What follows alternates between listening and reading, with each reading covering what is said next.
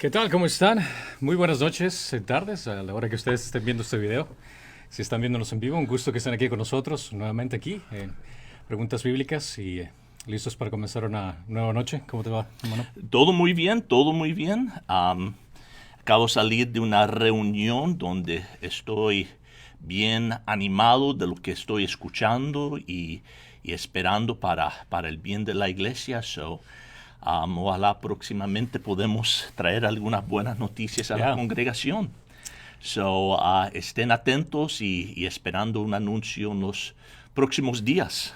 qué bueno, qué Sí. bueno. Esperemos con el favor de Dios que todo vaya bien, en orden, que sea el plan que Dios tiene para la iglesia y a ver cómo nos va. Una pregunta, Ya. y eso es para la audiencia también. En Facebook, cuando tú o en YouTube lo oprimes like, ¿eso ayuda a que ese video Se propague, o se sea, conocido. Ya. propague y que más, para que otras personas lo miren? Claro que sí, por ejemplo, cuando se trata de redes sociales en Facebook, en YouTube, cuando tú haces un like o comentas, el video tiende a tener más, como más acogida, a ser más conocido y es donde tiende a ser recomendado y a salir en paredes de ciertas personas que a veces ven y no ven. Así que adelante, hagan like a este video. No, yo solo estoy preguntando Yeah. porque yo miro a veces que hay, no es que me estoy edificando mi autoestima en números, pero no, yo miro que 250 gente lo vio y 10 hicieron like. Y yo digo, pero es al likearlo, Una palabra. al likearlo, eso está ayudando quizás que el algoritmo, el Logaritmo. logaritmo de Facebook lo extiende más y le dé como opción Yeah. a otras personas más. Y solo para informar a la congregación de que al hacer eso quizás Yeah. ayude que se comparte el mensaje un poco más. Incluso ese mismo logaritmo hace como gente vio esto y le gustó esto, tiende a recomendarte este tipo de cosas. Entonces, si es que estás viendo alguno de estos videos de Calvario y pones like o un comentario, gente que está asociada con Calvario o tal vez que no está asociado, son amigos de alguien, tiende a recomendar qué es lo que te gustó para que puedan ver. Así que, Pues likeando. ya. Justamente Beatriz bueno, nos dice exactamente si es que le das like, comentas, recomiendas más gente que tienen gustos similares. Right. Exactamente eso. Muchas gracias por la opinión, Beatriz. Así que dale un like. Bueno, pues comencemos en oración, ¿te parece? Ok, muy bien. Perdón. Señor, gracias te damos por este tiempo que podemos estar juntos y abriendo tu Biblia y buscando respuestas a confusiones comunes que a veces tenemos. Y yo pido, Señor, que lo que vamos a compartir hoy, que la gente lo reciba en la gracia con que nosotros lo queremos extender. Que nadie lo tome demasiado ofensivo o personalmente, pero que miremos, Señor, el corazón de Dios y qué es lo que Dios está queriendo que nosotros sepamos y de cómo Él desea que nosotros conduzcamos nuestras vidas. Y denos ese entendimiento. Bendice este tiempo juntos, Señor, a Pastor Cristian, las palabras que Él va a compartir, tantos como las mías. En el nombre de Jesucristo, amén y amén. Amén. Amén. Listo, tenemos el agua, tenemos los M&M's. Adelante. Esta ocasión vamos a compartir algo. Interesantemente, tuve una interacción con un miembro de la congregación que me compartió una interacción que tuvo con una persona que resulta que es familiar. Y esta persona cuando era joven solía ser monja y dejó ¿cómo se llama? No sé, tengo una palabra específica. Dejó el servicio, por ponerlo así, dejó el servicio religioso y comenzó su vida normal. Creo, por lo que tengo entendido, se casó con alguien. Y esta persona, miembro de la congregación, y prefiero dejar todo anónimo para que no exista ningún malentendido y nada por el estilo, tuve una interacción con esta persona y hubo ciertos detalles y ciertas cosas en la conversación que se dio que la persona aquí de nuestra congregación no sabía cómo responder o estaba respondiendo bien, pero la persona no llegaba bien al punto. Entonces, lo que quisiera hacer esta noche es tener esta conversación y voy a compartir ciertos detalles de la conversación que al mismo tiempo sería como, vamos a tratar de ayudar si es que se diera nuevamente la situación, ¿qué responderías o cómo podrías ayudar a entender a esta persona de una forma diferente? Entonces, es como si volvieras a tener esta conversación, pero en este caso tienes dos pastores a tu lado y tratando de ayudarte a poder resolver estos problemas. Pero quiero también iniciar con este punto. El hecho de que esta persona se ha identificado, sea una ex monja, no quiere decir que todas las personas son igual, que todas las personas piensan de la misma forma. Cada individuo es único. Así que bajo ningún momento piensen que vamos a estar dando respuestas atacando a todas las personas que fueron monjas o a toda la religión católica. No, no, esto es exclusivamente acerca de esta conversación que tuvo este miembro de la congregación con esta persona en particular. Y la razón por la cual traigo esto es por el hecho de que van a haber muchas preguntas que tienden a enfatizar muchos temas generales que se dieron en esta conversación que va a ayudar a aclarar este punto. Entonces, y ni siquiera yo creo que las respuestas reflejan a lo que a la mayoría de católicos creen tampoco. Exacto. Yeah. Porque muchas de las cosas que yo miré ahí, he escuchado a gente que no reclama ninguna religión. So, esto en verdad no es una reflexión en el catolicismo. Ya, y es verdad. Y incluso cuando conversas con alguien, ya sea una persona católica, testigo de Jehová, mormón, budista, ateo, es un error generalizar pensando que todos los individuos tienen ese mismo concepto, ese mismo pensamiento. Cada persona es una persona con teología propia, por ponerlo así. Tiene observación general de la religión, pero tiende a formar su propia creencia dentro de su contacto con otras personas, de lo que lee, de lo que esté expuesto. Entonces, vamos a responder en este caso en particular. Gracias, Alexandra, era dejar el hábito, eso es lo que quería decir. Gracias por tu comentario. Entonces...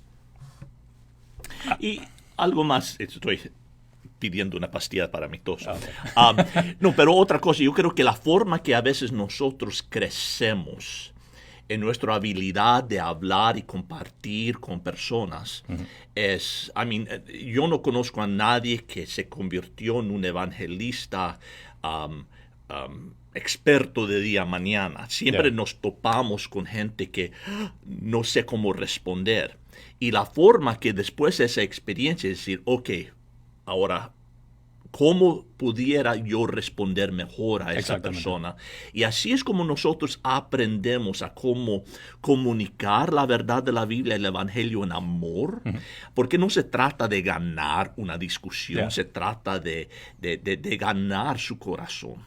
Y la forma es que nosotros repasamos estas conversaciones, que a veces salimos sacudiendo de la experiencia porque sentimos que fuimos atropellados, pero ¿cómo pudiera haber yo respondido mejor o qué son las respuestas de estas preguntas? Y así nosotros nos estamos preparando para el próximo encuentro y de cómo conversar. Ya, exactamente, y ese es el punto.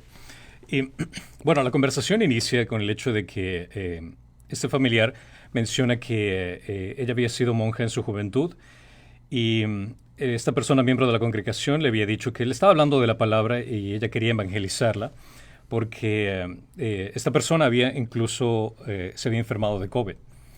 Pero fue difícil el que no puede escuchar bien e incluso menciona que cuando este miembro de la congregación le estaba hablando con esta señora, que ella estaba muy cerrada en decir que realmente las oraciones van a ser directamente a María, a Jesús, pero enfatizó a María como intercesión.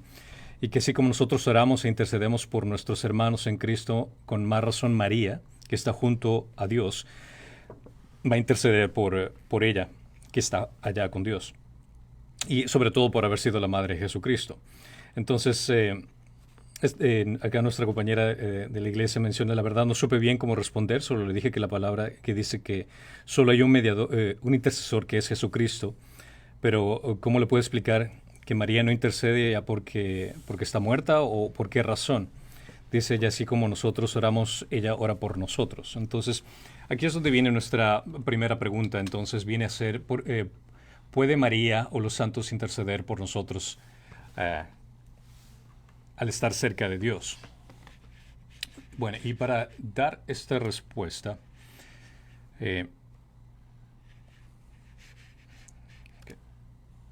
bueno, para dar esta respuesta estoy todavía aquí viendo qué botones toco.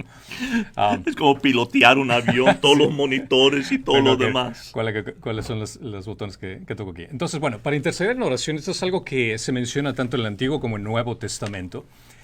Podemos ver incluso para que vean ciertos pasajes.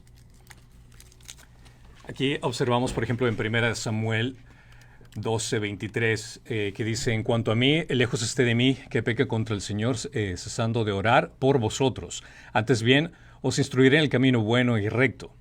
Esto vemos en el Antiguo Testamento, que hay gente intercediendo en oración por otras personas. En el Nuevo Testamento también observamos en Romanos capítulo 1 del 9 al 10, pues Dios, a quien sirvo en mi espíritu en la predicación del Evangelio de su Hijo, me es testigo de cómo sin cesar hago mención de vosotros, siempre en mis oraciones, implorando que ahora, al fin, por la voluntad de Dios, logre ir a vosotros.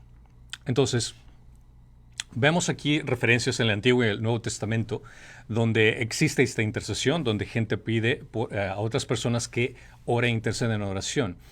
Pero Cristo es señalado en el Nuevo Testamento como el intercesor fundamental. Y es por ello que toda oración cristiana se convierte en intercesora, puesto que es ofrecida a Dios por Jesucristo y a través de Jesucristo. Esto claramente menciona en 1 Timoteo 2:5, porque hay un solo Dios y también un solo mediador entre Dios y los hombres, Cristo Jesús, hombre. También se repite en Romanos 8:34, ¿quién es el que condena?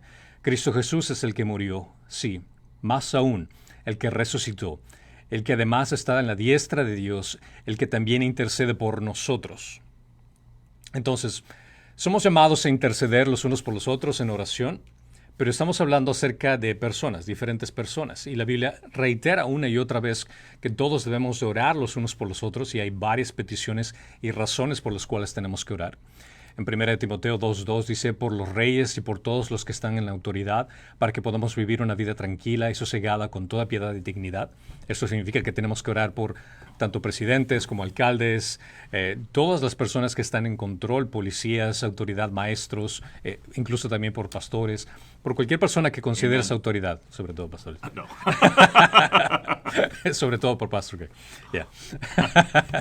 También menciona aquí incluso de lo que habla de pastores ministros en Filipenses 1:19. Dice: porque sé que esto resultará en mi liberación mediante vuestras oraciones y la suministración del Espíritu en Jesucristo. Aquí está Pablo pidiendo oración a la gente. Por favor, ayúdame a interceder en oración.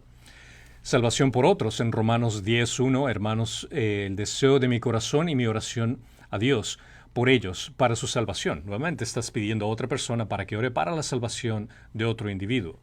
Santiago 5:14, ¿está alguno entre vosotros enfermo? Que llame a los ancianos de la iglesia y que ellos oren por él, ungiéndole con aceite en el nombre del Señor. Por quienes nos persiguen, incluso también estamos llamados a orar por ellos. Pero yo os digo, amad a vuestros enemigos y orad por los que os persiguen. También por las demás personas, por todos los hombres. 1 Timoteo 2:1. Exhorto pues ante todo que se hagan rogativas, oraciones, peticiones y acciones de gracia por todos los hombres. Bueno, entonces la Biblia claramente indica que solo Dios escucha e intercede en nuestras oraciones. Y como puedes darte cuenta, una y otra vez está hablando con individuos. Está hablando con personas dentro de la iglesia. Gente que incluso Pablo escribió cartas para pedir por oración.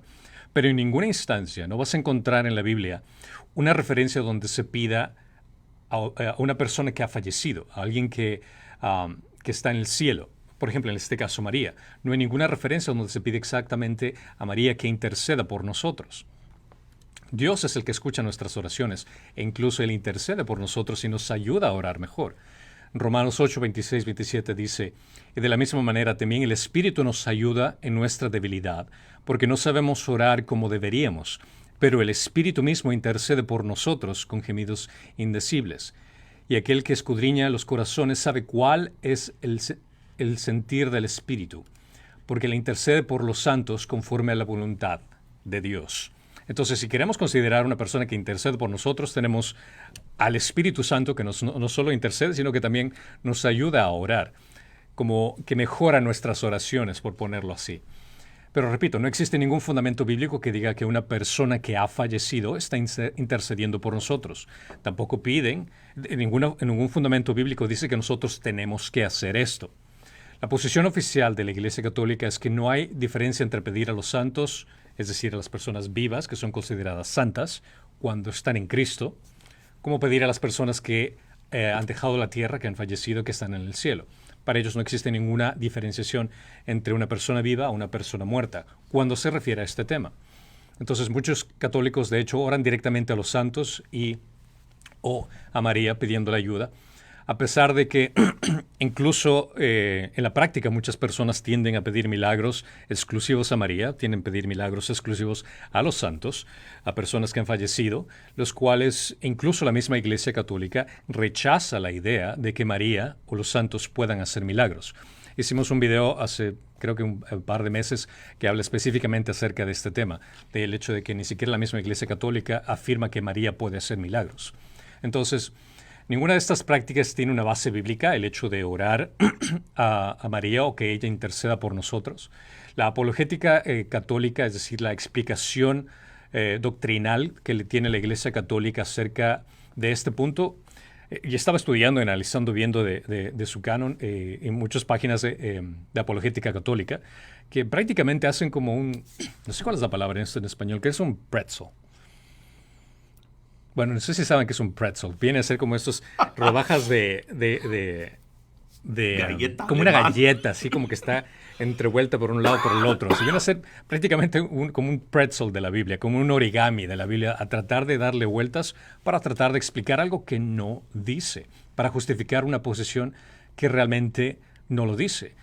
Creo que incluso la respuesta más cercana que dan es el hecho de por la razón de que María está en el cielo, y el cielo es un lugar diferente a la tierra, donde no está limitado en espacio, no está limitado en tiempo.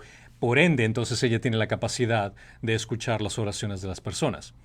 Pero esto viene a ser una explicación bastante extendida en el hecho de que no existe ningún fundamento bíblico que sustente que pueda soportar esta idea, que pueda fundamentar esta idea. Entonces, no existe ningún fundamento que pueda ayudar a esta posición. Tanto en el Antiguo como en el Nuevo Testamento, reitero, que habla acerca de interceder por otras personas en oración, aquí, en esta tierra, presentes mientras están vivos, pero en ninguna parte del Antiguo Testamento ni en el Nuevo Testamento habla que María o los santos o cualquier persona fallecida pueda escuchar nuestras oraciones. Considera también algo muy importante. Cualquier doctrina, cualquier idea, cualquier concepto que tengas con respecto a Dios, con respecto a temas doctrinales, debes de tener un fundamento donde se parta esta idea, donde comience este concepto, esta noción. Y ni siquiera Jesús enseñó acerca de este tema. Tampoco los apóstoles enseñaron acerca de este tema. Si es que esto fuera realmente algo tan importante, ¿no consideras que Dios mismo hubiera establecido esta doctrina para que la gente lo haga? Pero no lo hizo. Ni Jesús ni los apóstoles enseñaron esto. Esto es antibíblico. Viene a ser una práctica antibíblica, el dirigir nuestra oración a alguien más que no sea Dios. Hebreos 4:16 dice, por tanto, acerquémonos con confianza al trono de la gracia para que recibamos misericordia y hallemos gracia por la ayuda oportuna. Aquí dice que nosotros nos acerquemos al trono de la gracia. No dice que vayamos a pedirle a alguien que se acerque al trono de la gracia por nosotros, que pueda interceder por nosotros. Entonces, si consideras que el segundo y el tercer miembro de la Trinidad están intercediendo por nosotros, ¿para qué necesidad vamos a tener de pedir a otra persona que interceda por nosotros? No tiene sentido. ¿Qué posible necesidad habrá de que María o los santos estén intercediendo por nosotros cuando los dos miembros de la Trinidad están intercediendo por nosotros? Entonces, considerar que María puede convencer a Dios de responder nuestras oraciones, de que ella nos escucha, en cierto sentido viene a tener una perspectiva muy negativa acerca de Dios. Porque, ¿cómo es posible que Dios no pueda responder mis oraciones y necesite ser convencido por María o por algún otro santo para que pueda responderme? Realmente estás teniendo una doctrina muy baja acerca del amor, de la misericordia de Dios. Así que lo que te consideraría es el hecho de que si es que tienes alguna vez una oportunidad donde escuchas doctrinas o ideas de esta forma, que analices de dónde parte esta idea. ¿Qué fundamento bíblico hay para sustentar esta idea? Eso vendría a ser con respecto al punto de que si María o los santos interceden por nosotros. Ahora, aquí continúa otra situación que dice, la conversación continúa diciendo que no puedo sacarle de esta idea y que considera que nosotros estamos en una secta, como religión cristiana somos partes de una secta, lo cual lo dijo de una forma derogatoria prácticamente. Y me dijo que no sabía siquiera que sea bueno el hecho de que, por el hecho de que tú estás en una secta, puedas orar por nosotros. Entonces, vendría a ser aquí la pregunta para poder responder. ¿Somos considerados nosotros una secta al ser cristianos protestantes? Esa sería nuestra segunda pregunta. Bueno, sí. Somos una secta. La respuesta es sí y no. Siguiente pregunta. No. Yo no me ofendería si alguien me llamara una secta. Bueno, depende de la forma que lo están usando. Pero normalmente cuando el diccionario define una secta, está hablando de un grupo de personas que se aferran a un cierto forma de adorar a Dios o a cierto grupo de creencias. Sociólogos definen una secta como una religión que generalmente no es aceptado como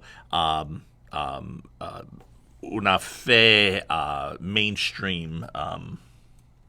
¿Fe principal? Principal o ya. Pero los psicólogos normalmente cuando hablan de sectas están hablando de personas que usan métodos psicológicos que hacen daño a las personas.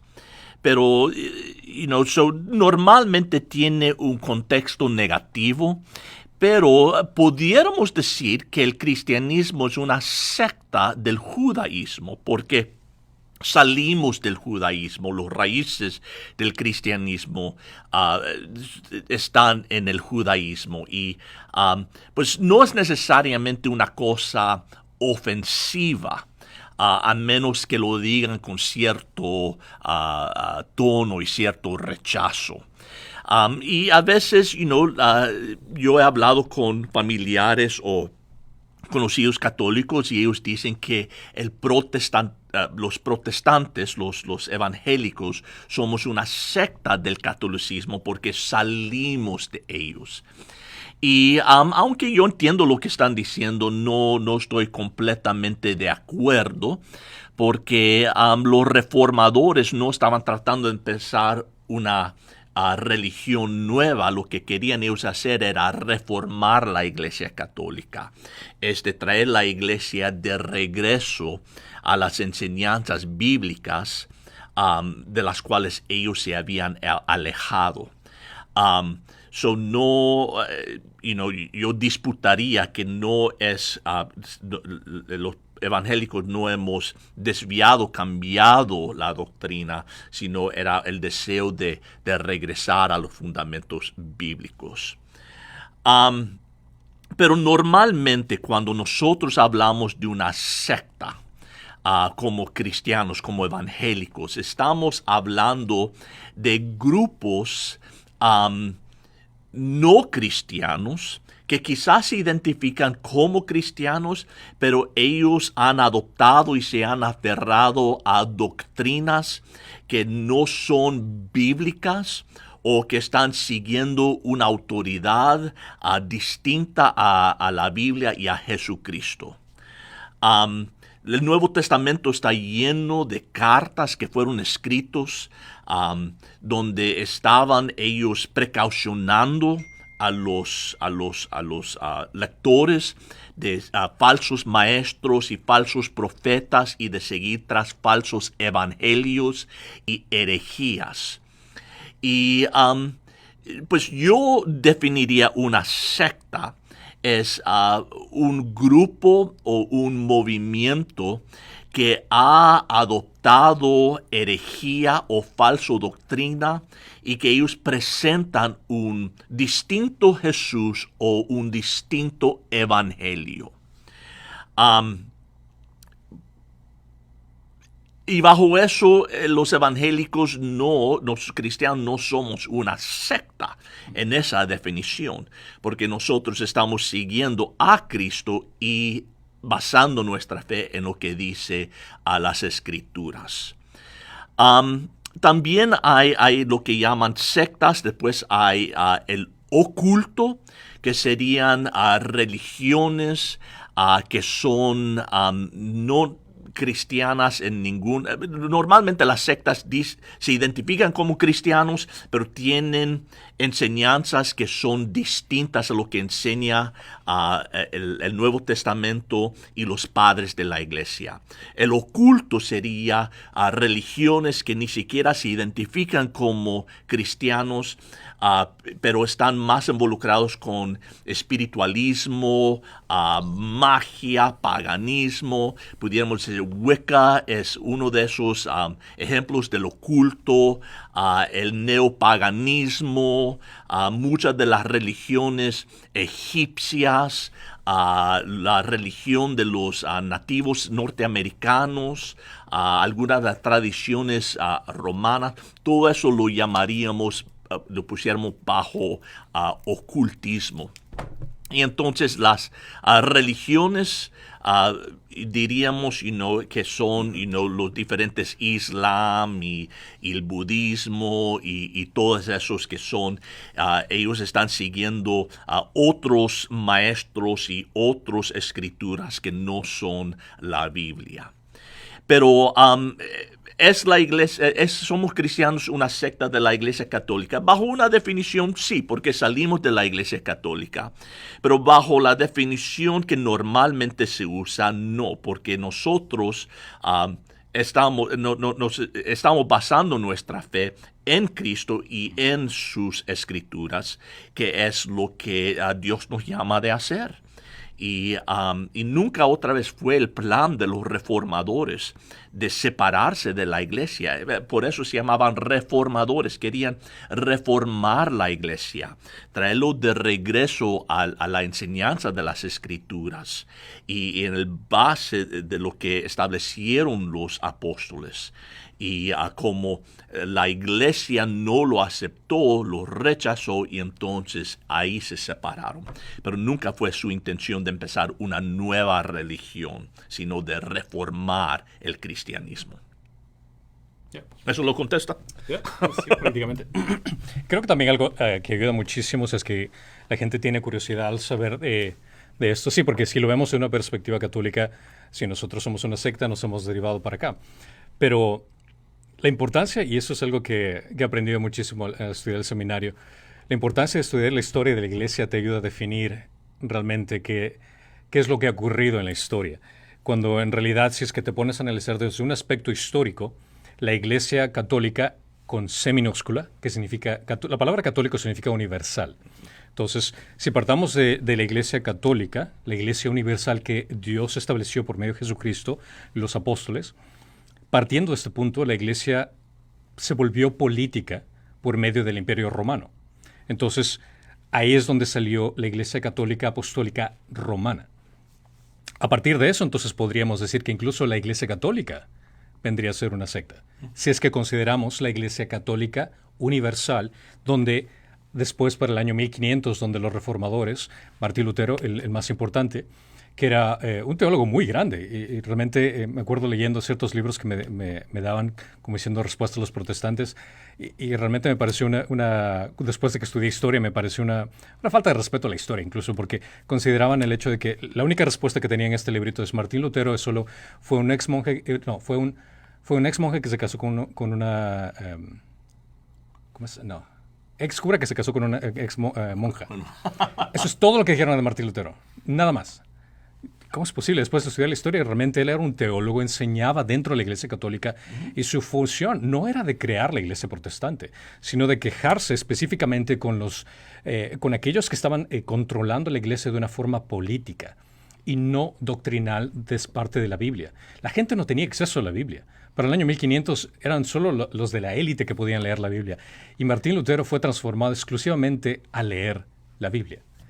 Y una de sus grandes quejas fue los indulgencias, donde ellos, por un precio, y era para promover las guerras y todo lo que la iglesia estaba haciendo, pero vendiendo perdón. Que tú, si habías pecado, bueno, si dabas cierta cantidad de dinero, pudiera ser perdonado. Y eso fue una de las cosas principales de la cual él protestó, Claro. diciendo, así no debe ser, el perdón viene por medio de Jesucristo y punto y aparte. Incluso le da el purgatorio para poder sacar a almas del purgatorio vendiendo la salvación, lo cual Lutero se quejó. Eso no es la forma de salvación. Claramente es por fe que somos salvos, como le fue en el libro romano cuando él lo leyó.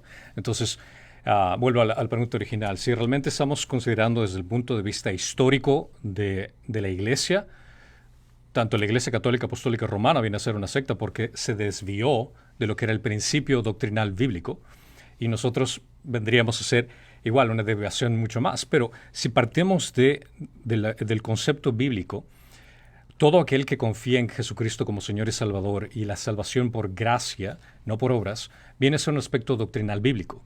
Cualquiera que parte de esa noción, ya sea que considera que Jesús fue creado, o que no fue Dios, o que la salvación se hace por obras, esto viene a ser una derivación que parte del fundamento doctrinal que Jesucristo estableció. Esto vendría a ser como un resultado de una secta.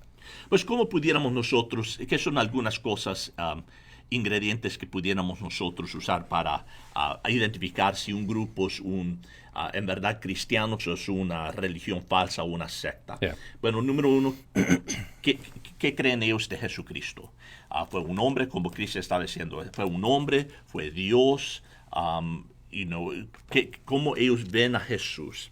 Segundo, ¿cuál es su autoridad? ¿En qué libros se basan? ¿En la Biblia o en otros escritos?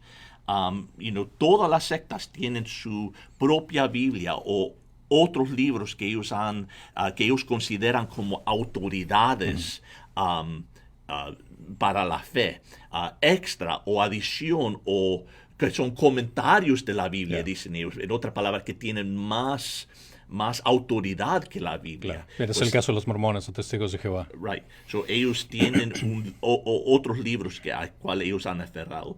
Número 3, que ellos tienen un mensaje de salvación que es por medio de obras. En otras palabras, tienes que ser, creer en Cristo y ser parte de nuestra iglesia. Creer en Cristo o hacer esta obra. Creer en Cristo o lo otro. En otras palabras, su mensaje es Jesús más algo más. Y eso es una muestra de una secta. Esas son las características principales a la cual puedes usar para identificar. Y tienen un profeta normalmente. Yeah. Algún supremo autoridad e intérprete de la Biblia. Y que dicen, bueno, tú no lo puedes entender, pero fulano, así te lo puede darte la interpretación correcta, si sea José Smith o la Atalaya o quien sea. Yeah. Pero ellos tienen alguna autoridad que funciona como el intérprete divino. Y no puedes contradecirlo porque él es la única persona que puede ayudarte a entender. Esas son las características muy peculiares que tienes que caer en cuenta. Incluso también suele suceder en ciertas iglesias cristianas donde ciertos pastores tienden a tomar una posición autoritaria y que no puedes contradecirlo. Y te puedes dar cuenta cuando el hecho de que si enseña algo y le presentas la Biblia y le dices, pero aquí dice algo diferente, ahí te das cuenta de su arrogancia y dices, no, es mi interpretación es la correcta, cuando tal vez has escuchado varias interpretaciones diferentes. Y eso es también a pesar de que está dentro de la iglesia cristiana, tiende a tonar estas características muy como de una secta, más o menos, en ese sentido. Entonces, tenga mucho cuidado. Y eso es también, por ejemplo, aquí que en Calvario mencionamos, siempre que alguna vez alguien tiene algún inconveniente, por favor, con la palabra de Dios conversamos, siempre dialogamos. Se tiene personas que me cuestionen ciertas creencias. Le digo, ¿sabes qué? Sentémonos, conversamos al respecto. Nunca voy a decir que yo voy a tener siempre la razón. Nunca voy a tener el hecho de que yo sé todo, absolutamente no. Yo también me he equivocado, yo también he tenido que aprender. Y es por eso que estudio y me educo en cada momento. Tengo que seguir creciendo. Pero la autoridad siempre viene a ser para nosotros es la palabra de Dios, lo que nos ayuda a guiar, a hacer crecer a la gente. Entonces, siempre establece tu fundamento de doctrina, de cualquier creencia que tengas, en la palabra de Dios. Nosotros estamos aquí para ayudarte a entenderla, pero la palabra de Dios es la suma autoridad. Bueno, aquí la conversación continúa, que le dicen, habla acerca de, vuelve a tocar el tema de María, que se queja de que para nosotros los cristianos, que María no es importante, porque ella le dio luz a Jesucristo. Utilizó una palabra un poquito más fuerte, pero voy a utilizar esa. Le dio a luz a Jesucristo. Sí, suavízalo. Estoy traduciendo aquí. Y que no hacía... Programación familiar. Que no se le hizo gusto que no la tengamos en un lugar mejor, solo como un instrumento más, como los demás, como una persona más. Si Dios hubiera querido aparecer como hombre, hubiera solo aparecido él nada más, pero utilizó a esta mujer y nació de María, y por eso lo hace que ella sea especial. Entonces, si tenemos a una madre en la tierra, también en el cielo, que tenemos a María, que si Jesús es nuestro hermano, no solo es porque Dios nos adoptó como hijos, sino porque también somos hijos de María. Bueno, entonces aquí viene a ser la pregunta, en este caso, ¿es María también nuestra madre?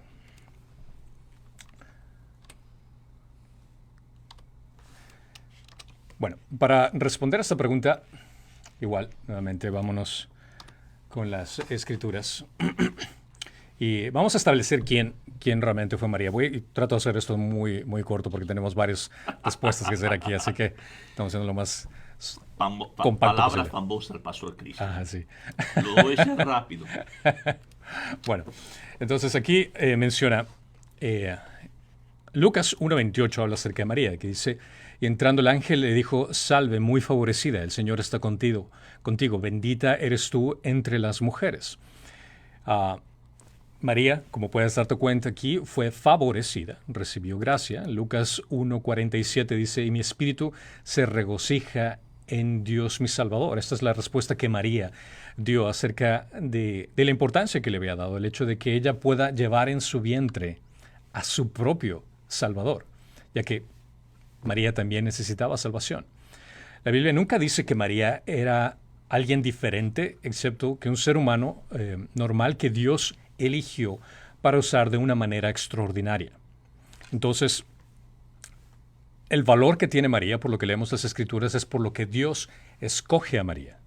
No por nada innato que tenga María que la haga especial, sino por el hecho de que Dios la considera favorecida por la gracia que le otorga a María. Para la religión católica, María es la madre de Cristo y María es la madre de la Iglesia. Esto está en el Catecismo de la Iglesia Católica, en las cláusulas 963 y 967, para aquellos que tienen el Catecismo a la mano o pueden encontrarlo en línea, 963 y 967. Pero mi pregunta es esta: ¿debemos fundamentar nuestra fe en la palabra de Dios o en doctrinas que son creadas por el hombre, en decretos o estipulaciones que están hechos por el hombre? Si analizamos de esta forma, Dios nunca otorgó una posición celestial superior ni la elevó a un estatus como la religión católica lo ha hecho. La Virgen María no tuvo una inmaculada concepción, por comenzar por este punto doctrinal, que por cierto tiende a ser muy confundido porque piensan que la inmaculada concepción de María habla acerca de que Dios Jesús nació fue sin pecado concebido, pero la inmaculada concepción habla acerca de María, de que María fue concebida sin pecado concebido. Entonces, esto viene a ser algo antibíblico. La Biblia no menciona que esto sea cierto. Que no fue perpetuamente virgen, esto viene a ser otra doctrina que realmente no tiene fundamento bíblico, sino que fue establecida por una doctrina del hombre. Claramente Mateo 13, del 55 al 56, dice, habla acerca de que tuvo más hijos. No es hablando de Jesús, dice, no es el hijo de carpintero, que es José, no se llama su madre María, y sus hermanos, y por cierto, no está hablando de los hermanos de María, no está hablando acerca de los tíos de Jesús, está hablando acerca de los hijos de José y María. Y sus hermanos son Jacobo, José, Simón y Judas. No están todas sus hermanas con nosotros. ¿Dónde pues obtuvo todas estas cosas? Entonces aquí está hablando de que Jesús era conocido, conocían a los padres de Jesús, José y María, y conocían a los hermanos de Jesús, lo cual implica que Jesús era el hermano mayor y tenía medios hermanos y hermanas. Entonces, de que fue perpetuamente virgen fue una doctrina que está en el catecismo de la Iglesia Católica Apostólica Romana, pero no está en la Biblia. Y tampoco existe en la palabra de Dios que existe una evidencia de que ella ascendió al cielo. Esta viene a ser como una tradición, viene a ser como una historia que ha sido contada de antemano, pero no hay un fundamento bíblico al respecto. Jesús, podremos hablar de este sentido, trató con mucha reverencia a María, pero interesantemente, ella nunca la llamó madre. La trató con mucho respeto, diciéndole, como vemos aquí en Juan 2, 3, 4, dice, cuando se acabó el vino, la madre de Jesús dijo, no tienen vino. Jesús le dijo, mujer, ¿qué nos va a ti y a mí en esto? Todavía no ha llegado mi hora. Ahora, tengo que aclarar culturalmente, el decirle mujer viene a ser un acto de respeto, como señora, como de buen sentido. Nunca se te ocurra decirle a tu mamá eso. Nunca. Mujer. Sino el chancletazo que te dan. Eso es un término de respeto que Jesús utilizó para su madre, de este sentido. Entonces no hay una traducción que le haga justicia a esta explicación, mujer. Pero nunca le llamó madre.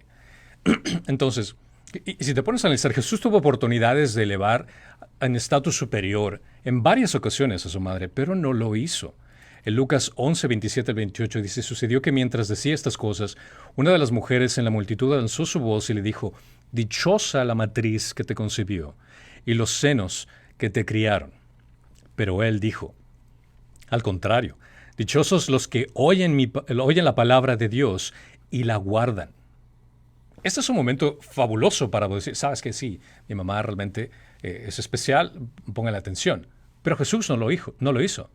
Mateo 12, 46, 50, nuevamente, mientras él aún estaba hablando a la multitud, he aquí su madre y sus hermanos estaban fuera, deseando hablar con él. Y alguien le dijo, he aquí tu madre y tus hermanos están fuera, deseando hablar contigo. Pero respondiendo él, al que se lo decía, dijo, ¿quién es mi madre y quiénes son mis hermanos? Y extendió su mano hacia sus discípulos y dijo, he aquí mi madre y mis hermanos. Tuvo ocasiones para poder exaltar a su madre, pero no lo hizo. Y esto te puede enseñar nuevamente en qué estás confiando, en una doctrina creada por el hombre o en lo que dice la palabra de Dios. Yo no tendría ningún inconveniente en adorar o venerar cualquier palabra que la quieras utilizar, ya que en la práctica la gente viene a hacer casi lo mismo, la adoración y veneración. Pero aquí la palabra de Dios no lo dice. María, sin lugar a dudas, fue una mujer excepcional, definitivamente, que Dios bendijo enormemente. Tuvo una fe y una devoción digna de imitar, totalmente.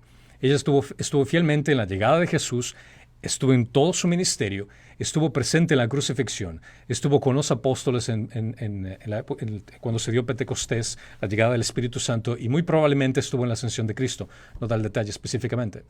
Pero María tiene que ser reconocida por lo que la Biblia lo es. Es un personaje digno de imitar. Es una persona que se respeta y al mismo tiempo debes de tener una consideración acerca de su vida, de su caminar. Pero en ningún momento el hecho dice la Biblia que nosotros tenemos que reverenciarla, tenemos que orar a ella o adorarla. Y reitero eso de adorarla porque muchas personas, y sé por el hecho que yo también he estado en esa posición, dicen, no, nosotros católicos no adoramos a la Virgen. Sí, tal vez no lo digas en palabra, pero en acciones, cuando te pones de rodillas, cuando haces sacrificios y cosas por el estilo, eso es adoración. Entonces, hablo de los dos sentidos. Solo Dios Padre, Dios Hijo y Dios Espíritu Santo se merecen la atención. Nadie más. No podemos basar nuestra fe en comportamientos en doctrinas antibíblicas. No existe ningún fundamento que diga que ella sea nuestra madre. La única referencia que utiliza nuevamente la apologética católica es el hecho de que cuando Jesús estuvo en la cruz Y Jesús le dijo, Juan, he aquí tu madre. Y le dijo, prácticamente les encargó a su madre, y como un buen hijo mayor, que era su responsabilidad. José, por lo que entendemos, había fallecido para ese entonces. Entonces Jesús, al ser el hermano mayor, tenía que encargarse de cuidar a su, Y los a su medios madre. hermanos no estaban en el camino. Claro. Y una mujer viuda, en esos días, podía morirse de hambre. Yeah. Entonces, pero esta viene a ser una referencia histórica de lo que hizo Jesús en ese momento. Eso no significa que por el hecho de que Jesús encargó a Juan, ahora resulta que ella es toda la madre de todo el mundo. Vienes a tratar de poner cosas en el texto que realmente el texto no lo menciona. Entonces, trata de analizar las escrituras por lo que dicen y no intentes añadir más cosas que realmente no tienen sentido. Bueno, y continuando la conversación aquí, menciona... La conversación que también tenían, dice, Dios no es omnipotente porque hay una cosa que Él no dejará de hacer, que es amarnos para siempre. Yo le respondí que eso no le quitaba su omnipotencia, ya que siendo Dios puede hacer todo. Si Él quisiera mentir, pero Él es santo y por eso no miente, y por eso no deja de ser omnipotente. Entonces, para esto viene la siguiente pregunta que tenemos. ¿Existen cosas que Dios no puede hacer? Bueno, el verso que vino a mi mente era Jeremías 32:17, donde dice, Señor Dios, he aquí, tú hiciste los cielos y la tierra con tu gran poder, y con tu brazo extendido, nada es imposible para ti. Y hay sin número de versos que hablan acerca de que nada es imposible para Dios. Y pudiera llevarlos a verlos todos, pero yo creo que eso ya lo sabemos, que Dios es omnipotente y que no hay nada imposible para Él. Pero aún así hay cosas que la Biblia dice que Dios no puede hacer, aunque usted no lo crea. Hebreos 6:18 dice que Dios no puede mentir. Malaquías 3:6, que Dios no puede cambiar. Que Salmo 89:34, que Dios no puede quebrar una promesa. Santiago 1:13, que Dios no puede ser tentado o tentar a otros. Segundo Timoteo 2:13, que Él no puede negarse a sí mismo. Juan 10:35, que Él no puede quebrar su palabra. Isaías 59:1-2, que Él no puede pasar de alto el pecado. Hebreos 11:6, que Él no puede ser agradado sin la fe.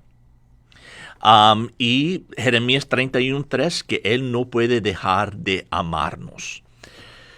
Pues pastor, ¿estás diciendo que hay una contradicción en la Biblia?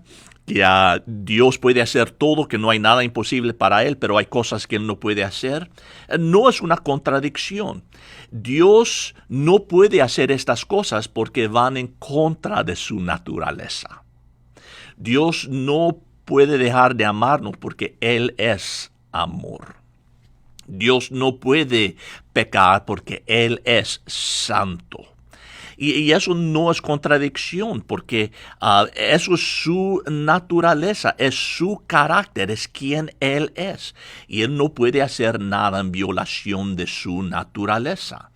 Él no puede crear algo que existió antes que Él, porque Él es eterno. Es una discusión en verdad fútil y boba de tratar de decir que Dios de alguna forma, bueno, que Él no puede hacer todo, pues, si no puede crear algo antes de que Él existiera.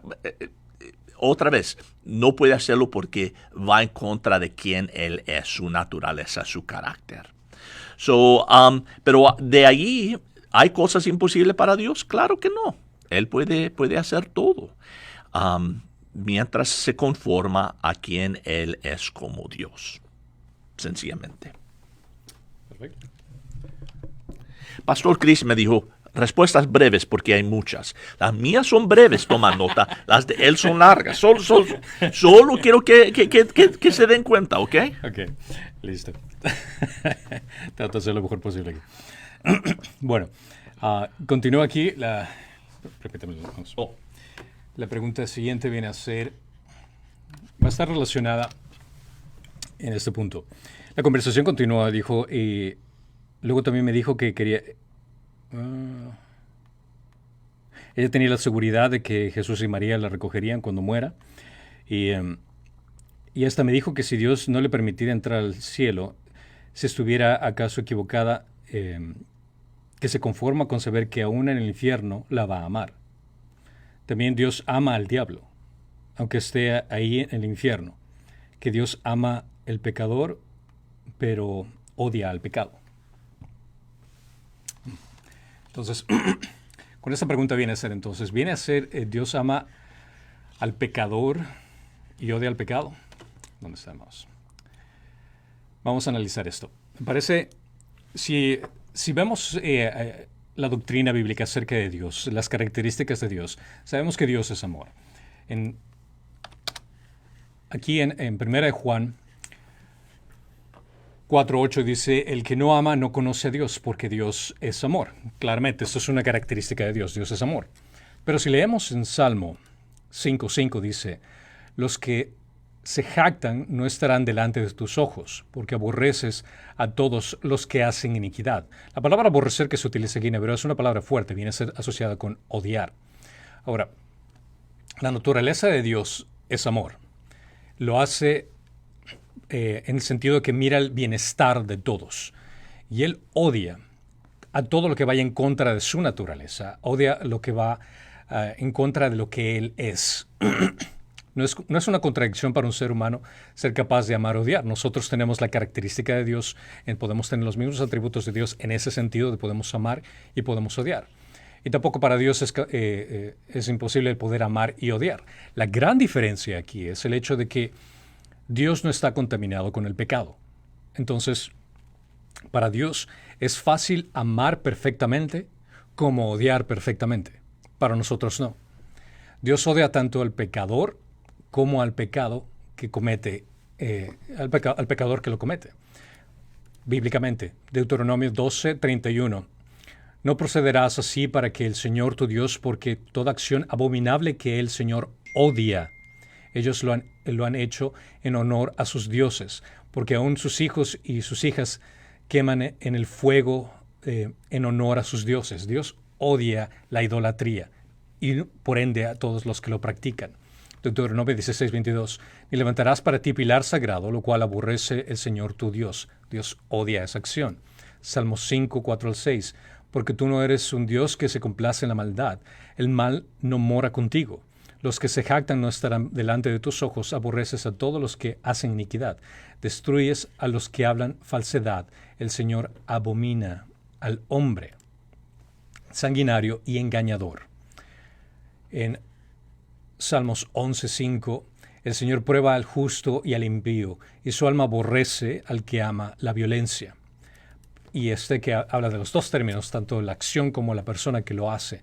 Proverbios 6, del 16 al 19, dice, 6 cosas hay que odia el Señor, y 7 son abominación para Él. Considera los términos que utiliza.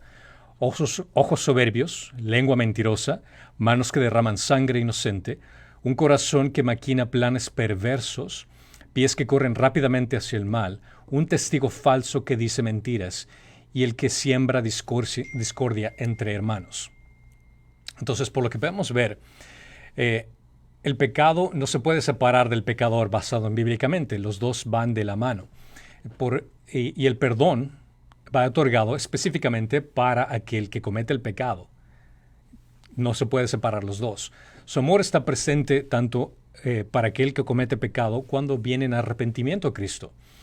Nosotros no podemos amar con un amor perfecto, ni podemos odiar con un odio perfecto. Sin embargo, Dios puede amar y odiar perfectamente, porque Él es Dios, tiene esa característica perfecta de poder odiar sin pecar. Nosotros no podemos hacer eso, porque estamos infectados con el pecado, por ponerlo de esta forma.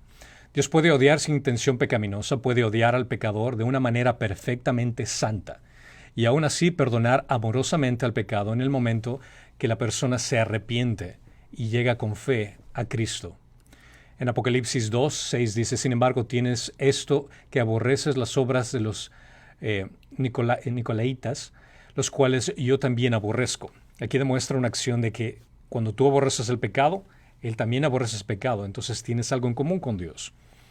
En 2 de Pedro 3:9, el Señor no se tarda en cumplir su promesa según algunos entienden la tardanza, sino que es paciente para con vosotros, no queriendo que nadie perezca, sino que todos vengan al arrepentimiento.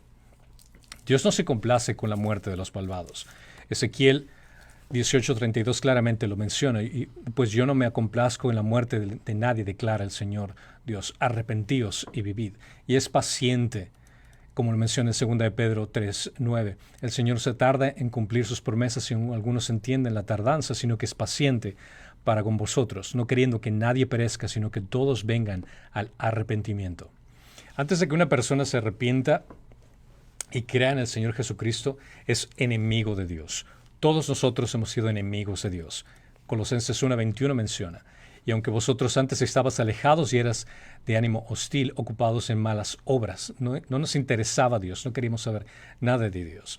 Dios juzga al pecador por nuestras obras y nos considera como malvados. Por ende, Él odia nuestras acciones como a nosotros por hacerlas, porque en nosotros persiste el pecado, la rebelión. Pero incluso frente a la gracia y la misericordia de Dios, en nuestra condición pecaminosa, Él provee una solución que viene a ser en Cristo. Dios desea que los malvados se arrepientan de sus pecados y encuentren un refugio en Cristo. El momento de la fe salvadora es depositada en el trabajo culminado de Jesucristo. Ese odio deja de existir. ¿Por qué? Porque nuestros pecados han sido lavados por la sangre de Cristo y somos justos, declarados justos por la justicia que es imputada en nuestra vida por lo que Cristo hizo por nosotros, lo que Él nos entrega a nosotros. En Colosenses 1:13 dice: porque Él nos libró del dominio de las tinieblas y nos trasladó del reino al reino de su Hijo amado. Entonces, toda esa enemistad, todo ese odio es disuelto, todo pecado es removido y todas las cosas son hechas nuevas cuando estamos en Cristo. De modo que si alguno está en Cristo, nueva criatura es. Las cosas viejas pasaron y aquí son hechas nuevas. Entonces, la respuesta viene a ser sí, Dios odia el pecado, Dios es el pecador. Y hablando del demonio, solo entiendes, si es que Dios odia el pecado y el pecador, ¿qué crees que va a sentir por el demonio? Esa vendría a ser la respuesta de esto. Bueno, la conversación continúa, donde habla acerca de que esta persona dice que la Biblia debería reformarse porque hay muchas cosas nuevas, que las escrituras no están al tiempo de la actualidad, como por ejemplo habla acerca de matrimonios homosexuales, habla acerca de nuevos estilos de vida y que la Biblia no está en la actualidad. Por ende, la pregunta vendría a ser, ¿es la palabra de Dios relevante para hoy? Sí. Perfecto, siguiente pregunta. Aunque la Biblia fue completada hace como 1900 años, se mantiene relevante a las necesidades espirituales que tenemos hasta el día de hoy. Y Jesús mismo dijo en Mateo 24:35, dice: el cielo y tierra pasarán, mas mis palabras no pasarán. Y Pedro, citando del Antiguo Testamento, dice: mas la palabra del Señor permanece para siempre. Pues, ¿cómo puede un libro que fue completada hace 1900 años ser relevante a los problemas y a la vida y la situación en que nosotros enfrentamos el día de hoy? Bueno, yo manejo un Volkswagen Escarabajo de 1970 y tiene 50 años de edad, mi misma edad. Y es un carro vieja. Todavía usa clutch, no tengo power steering, no los frenos de power, no tengo aire acondicionado, mis ventanas son manuales. Todo está como fue originalmente. Y mis hijos dicen: papi, ¿por qué manejas esa cosa? ¿Por qué le arreglas? ¿Por qué no te compras algo más nuevo, algo más cómodo, algo más que tenga aire acondicionado? Los tiempos han cambiado, ¿qué te pasa? Right? Pero cuando yo voy a arreglar mi carro, como hace un poco mi bomba de gasolina dejó de funcionar, ¿a dónde voy yo para averiguar cómo arreglarlo? ¿Cómo el carro funciona y cómo fue diseñado para poder arreglarlo y mantenerlo como original? Agarro algún manual de un Mercedes del año 2020. No, yo tengo que ir al manual original de cómo ese carro fue diseñado, cómo fue hecho y de cómo dicen los creadores que ese carro debe funcionar y qué debo hacer para ayudarlo a mantenerse marchando. Okay.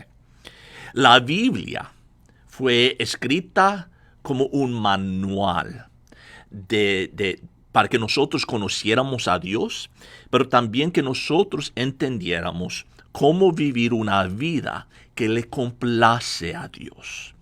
Ahora, la humanidad sigue igual. Somos los mismos seres. Sí, nuestra sociedad ha cambiado, pero nosotros como seres no, como creación de Dios, seguimos igual. Y cuando Dios nos da su palabra, aunque fue escrito hace 1900 años atrás, todavía es relevante porque dice Dios, así es como yo te diseñé. Y así es como tú debes conducir tu vida para que sea una vida bendecida y donde tú estás viviendo una vida que me agrada y donde tú vas a encontrar más contentamiento en tu vida personal. Eso no ha cambiado. Y la gente hace una gran cosa de que, es un libro anticuado y cómo va. Pero ¿sabe? Lo más y más que vemos por la historia, la Biblia estaba adelantado de sus tiempos. Originalmente los expertos, los científicos, pensaban que el mundo era plano. Eso era la creencia científica, que el mundo era plano. Pero aun cuando todos creían que el mundo era plano, Isaías escribió, es Él que está sentado sobre la redondez de la tierra. La Biblia estaba diciendo que el mundo era redondo. Y eso era antes que la ciencia creía eso. Nosotros miramos que sí, decían que estaba plano y que el mundo se sentaba sobre la espalda de una gigantesca tortuga que estaba nadando por el cosmos. Y eso era la creencia popular.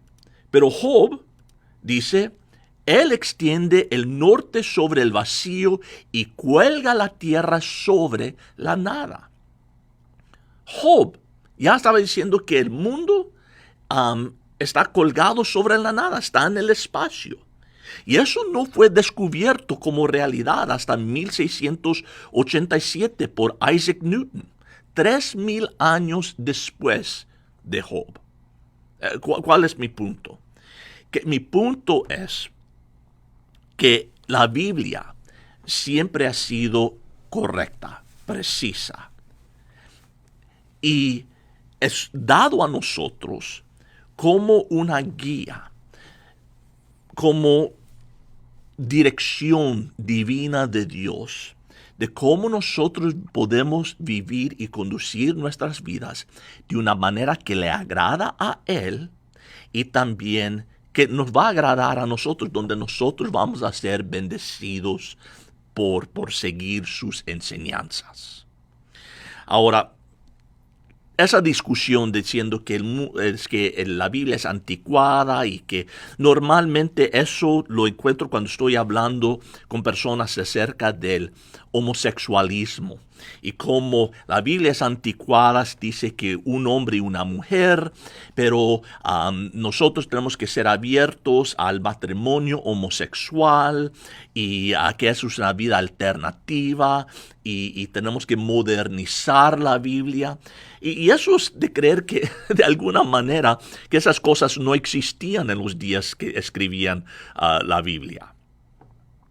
En los días de Jesús, el homosexualismo era algo que estaba propagando por todo el Imperio Romano. Nosotros sabemos que 13 de los 14 emperadores romanos tenían vidas homosexuales o bisexuales.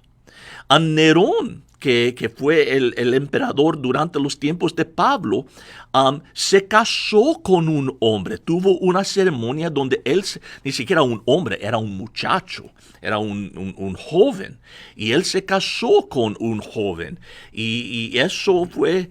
y eso fue algo aceptado por los romanos. No se hizo contra la ley de los romanos hasta el año 342 después de Cristo. Pero aún así, que eso era algo aceptado en esos días, era un estilo de vida que gente seguía en esos días, aún así Pablo y los autores del Nuevo Testamento lo condenaron diciendo eso no es el diseño de Dios para el matrimonio. Gente lucha con eso, pero tenemos que entender es que Dios otra vez nos diseñó y Él sabe cómo mejor funcionamos y lo que es mejor para nosotros. Nosotros estamos de acuerdo con ciertas reglas y leyes que restringen a gente de ciertos comportamientos.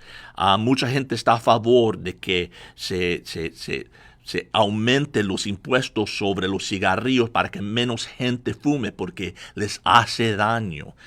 Nosotros estamos a favor de leyes que dicen que no puedes manejar mientras estás emborrachado. ¿Por qué? Porque vas a dañar a otros y te puedes matar a ti mismo. Porque entendemos que esas cosas, esos comportamientos son destructivos. Y lo que no es popular hablar es, y lo que no es comúnmente hablado y compartido en los medios sociales o en las noticias ni nada, es que la vida homosexual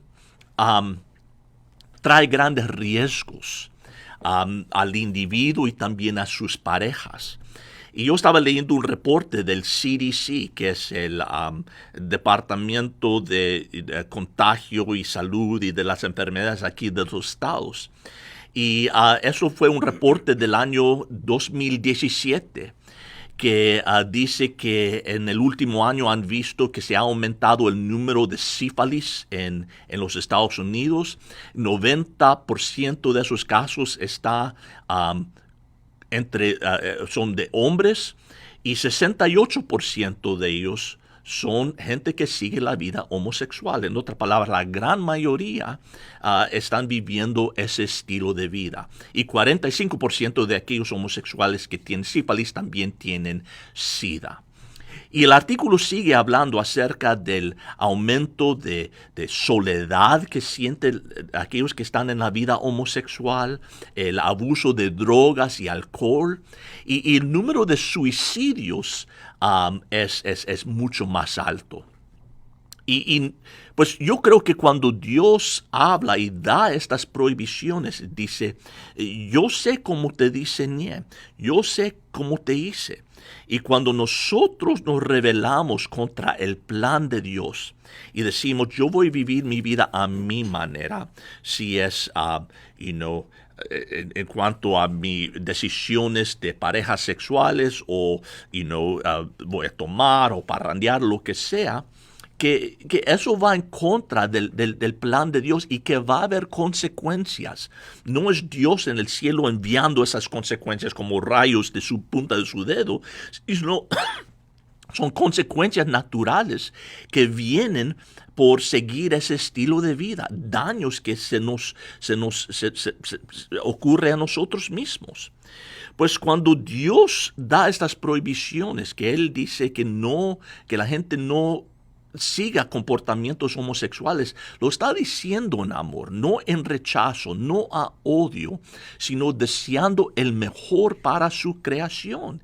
Y él dice que, y vemos científicamente y psicológicamente que que el desviarnos y vivir la vida a nuestra manera, que va a haber consecuencias. Y eso inclusive son personas que son heterosexuales, pero dicen, yo voy a dormirme con quien sea y con cualquiera.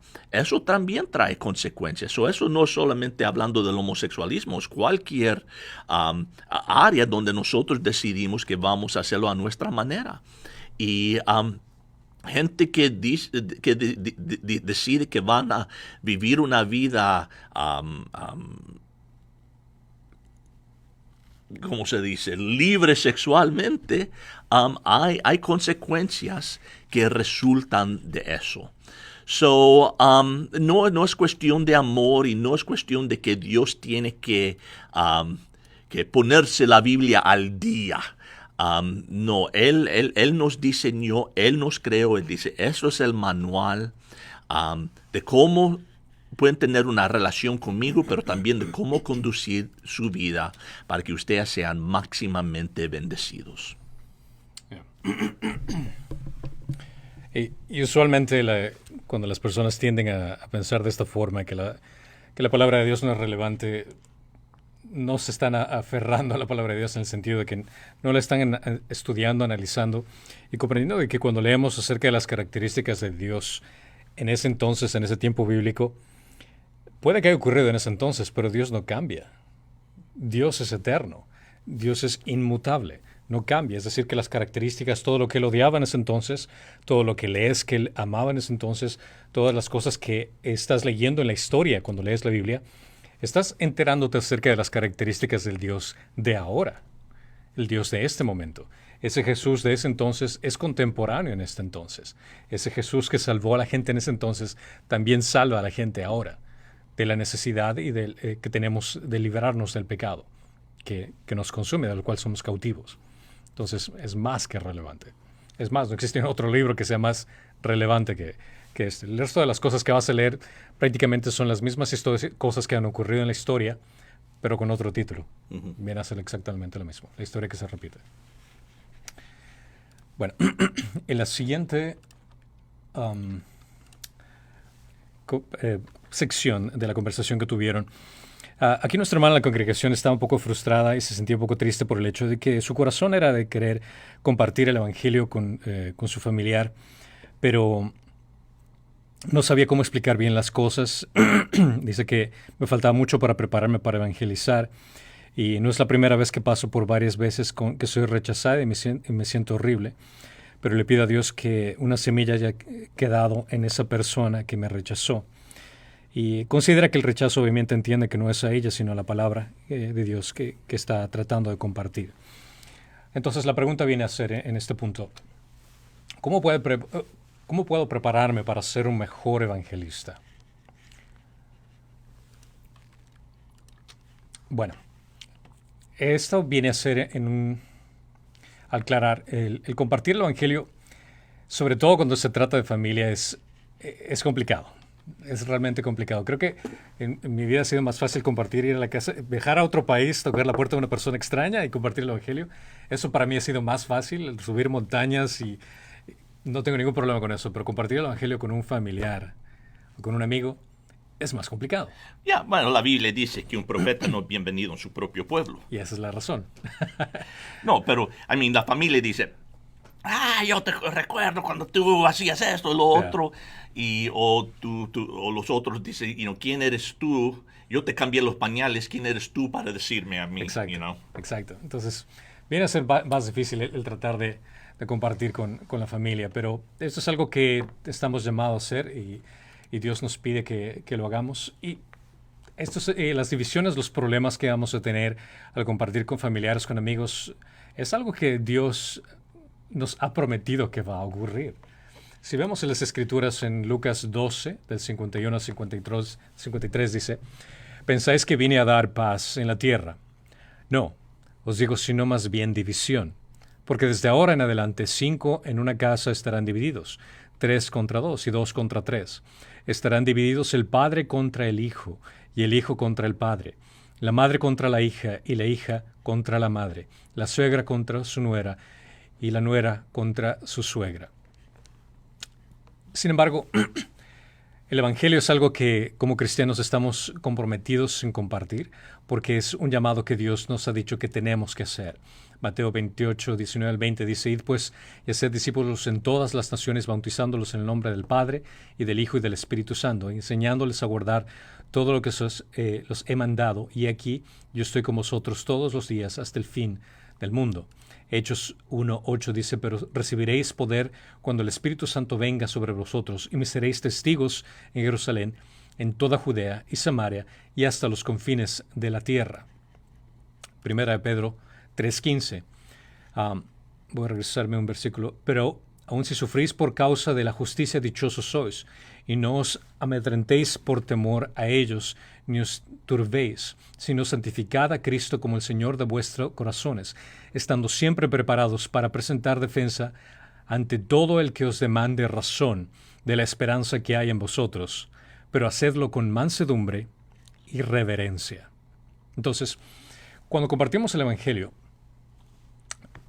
tenemos que considerar ciertos aspectos muy importantes. Pide asistencia divina en primer lugar.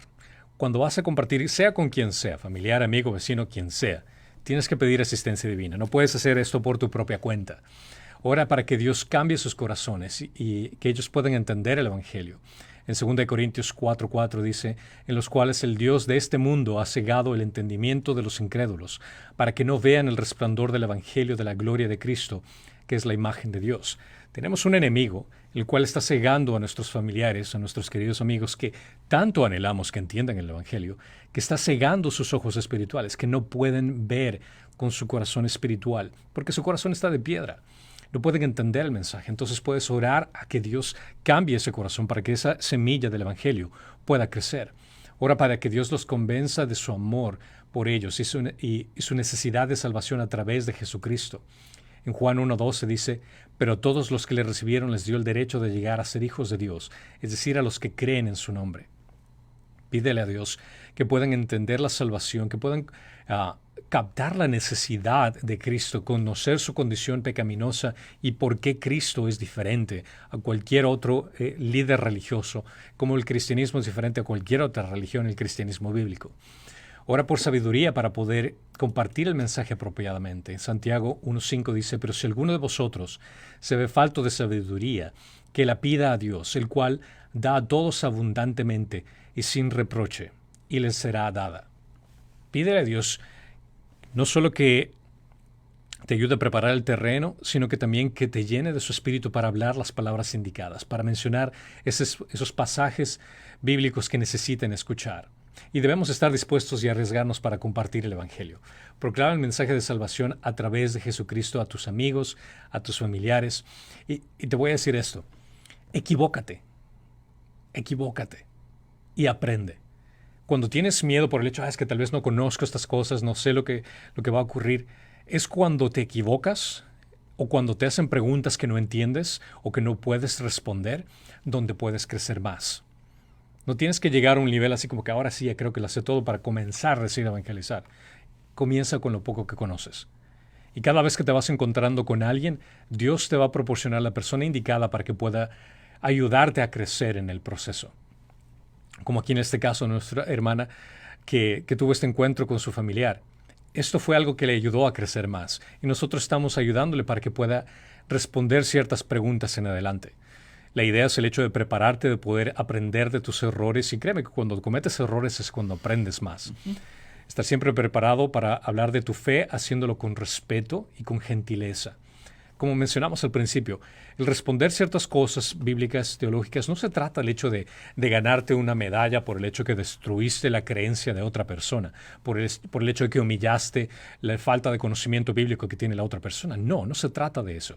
Se trata del hecho de aclarar con la verdad, pero en amor. El fin no es el hecho de ganar una conversación, sino de que la persona pueda entender el Evangelio mediante la clarificación de ciertas confusiones bíblicas que pueda tener. Romanos 10:17 dice: así que la fe viene del oír y el oír por la palabra de Cristo. Y es por eso que necesitas compartir la verdad de la palabra de Dios, estar empapado con las Escrituras, leer las Escrituras para que puedas compartir la verdad de Cristo y que no sea solo tu opinión, no sea solo tu esfuerzo personal. Necesitas vivir, sobre todo cuando se trata de familiares y amigos, necesitas vivir una vida piadosa ante ellos. No puede ser que tú les predicas la Biblia, pero tu vida no está en armonía con lo que realmente deberías de actuar, deberías de obedecer en la palabra de Dios, para que puedan ver el cambio que Dios está haciendo en tu vida. Santiago 3:13 dice: ¿Quién es sabio y entendido entre vosotros, que muestre por su buena conducta sus obras en mansedumbre de sabiduría? Utiliza diferentes tipos de evangelización, pero sobre todo creo que el proceso de evangelizar viene a ser, como mencionamos al principio de este video, el hecho de que no generalices, no pienses que todas las personas son iguales, y considera a cada individuo como un ser único y escucha. No trates únicamente de traer tu método de evangelización y le das de bibliazos con información y sin escuchar lo que tiene la otra persona por decir. Es algo, por ejemplo, que me incomoda muchísimo de los de testigos de Jehová que van a la casa y uno quiere tener una conversación con ellos. Me interesa realmente escuchar lo que tienen que decir para poder yo también compartir el evangelio, pero a ellos no les interesa una conversación, a ellos les interesa hacer su plan religioso de querer ganarse el cielo por obras, y realmente no les interesa mi salvación basado en su perspectiva. Y cuando intento conversar con ellos me interrumpen, no me escuchan, y desde el principio cerraron, o sea, cualquier cosa que tengas que decir no me importa. Eso te puede enseñar al hecho de cuál es la forma de no evangelizar. Cuando evangelices y compartes el evangelio con alguien, escucha. Incluso escuchando te vas a dar cuenta qué es lo que esta persona necesita. Varias ocasiones he tenido la oportunidad de ir de misiones y me he topado con gente que al escuchar las personas qué es lo que creen con respecto al cielo, qué es lo que creen con respecto a la salvación, me doy cuenta que sus errores vienen a ser: bueno, yo creo que la salvación es por obras. Ok, perfecto. Me voy a enfocar en aclarar ese punto y no voy a gastarme en decir que Cristo es el único camino, porque ellos ya entienden eso, pero lo confunden también que son las obras. Entonces solo me enfoco en este punto. Pero al escuchar eso, al memorizar las Escrituras, al tener la Biblia siempre contigo, eso te va a ayudar para que puedas evangelizar de la mejor forma apropiada. Debemos de dejar que la salvación, sobre todo, se encargue Dios. Tú eres un mensajero nada más. Tú eres un mendigo diciendo a otro mendigo dónde puede encontrar el pan de vida. Eso es todo. Pero tienes que estar preparado con lo que estás hablando, las cosas que dices, y es el poder y la gracia de Dios que se encarga de salvar a la gente. No se trata acerca de nuestros esfuerzos, no se trata acerca de qué tan elocuente eres. Muchas veces me ha pasado que he evangelizado y presento un argumento apologético increíble y digo: no, esta persona definitivamente comprendió el evangelio. Nada. Y en otros donde solo digo las Escrituras y nada más que las Escrituras, y trato de explicar algo aquí acá, pero después digo: no, esa persona no va a entender, y de pronto quiero recibir a Cristo en este momento, así como que... Y entiendo que no se trata acerca de mi elocuencia, no se trata acerca de lo que yo haga, se trata acerca del poder de Dios en el Espíritu Santo, que Él quiere usarte como un instrumento en ese momento para compartir la verdad. Entonces, si realmente consideras que el Evangelio es la verdad, si entiendes que existe un cielo, si entiendes que existe un infierno, eso tiene que apasionarte y motivarte para compartir el Evangelio e intentarlo una y otra vez. Equivócate, corrige, aprende, para que no vayas a caer en el mismo error otra vez y así puedas crecer y ser un evangelista que puede compartir el Evangelio con todas las personas. Y yo voy a decir algo que no creo que va a ser muy popular y voy a ofender a alguna gente, pero yo soy uno que no creo que eso de ir puerta a puerta es la forma más eficaz de evangelizar, especialmente con nuestra comunidad, porque nosotros nos basamos tan relacionalmente. Y si viene algún desconocido a mi puerta, yo digo: ¿qué derecho tienes de hablarme a mí de algo tan íntimo y personal como mi fe? Y yo creo que por eso estableciendo una relación es un proceso largo, pero tienes que invertir en esa persona y amar a esa persona y ganar esa confianza y ese derecho de poder hablar estas cosas a ellos. Y no estoy diciendo que tu relación con ellos está basada solamente porque quieres evangelizarlos, no. Ellos van a saber si en verdad te interesas en ellos y los amas o no. Pero tienes que ganar a la gente no le interesa lo que tú sabes hasta que saben que te interesas en ellos, ¿ok? Y ellos necesitan saber que en verdad tú los amas y que cuando compartes esto es porque estás preocupado y por su estado eterno y que lo estás diciendo en amor. Y estar listo si ellos rechazan eso, de seguir amándolos, porque eso es lo que va a conquistar sus corazones eventualmente. Yo soy uno que cree que la mayoría de veces cuando yo predico y hago una invitación y gente recibe al Señor, no es por mi gran predicación. Es solamente porque están listos. Pero hay otras personas que han dedicado el tiempo y dedicado el esfuerzo, que les han explicado y los han amado hasta que están listos, y yo solo tengo la bendición de poder recoger ese fruto. Pero yo en ninguna manera digo, wow, es que ese sermón que prediqué, mire lo que sucede. No, alguien más invirtió el tiempo. Dios solamente me usó para poder ayudarles a tomar ese paso. Y también relacionado al hecho de ir de puerta en puerta, en nuestra cultura ahora en la actualidad, tanto, por ejemplo, puedo decir tanto aquí como en Estados Unidos puedo decir en Ecuador, ya no es fiable abrir la puerta y nadie se siente a gusto el hecho de abrir la puerta a un extraño y tratar de establecer una conversación. Por lo general, no puedes establecer una comunicación de este tipo de formas. Si es que quieres evangelizar a una persona extraña, puedes aprovechar lugares como, por ejemplo, digamos que estás en el doctor esperando en la sala de espera. Estás en la sala de espera y tienes oportunidad de poder hacerlo, lo hazlo. Si estás en un bus sentado con alguien y tienes oportunidad, hazlo. Estás en un avión, un lugar donde sabes dónde estás con alguien y que puedes establecer una conversación de cualquier cosa, el clima, cómo estás, lo que sea, e entrar en el aspecto del evangelio. Es fácil hacerlo de esa forma. O ir a un parque y ver a una persona que está tranquila, relajada, pero sí, creo que la estrategia de ir de puerta en puerta ya culturalmente no sirve en la actualidad. Y yo miro esas oportunidades, como dices, en el sala de espera de un doctor.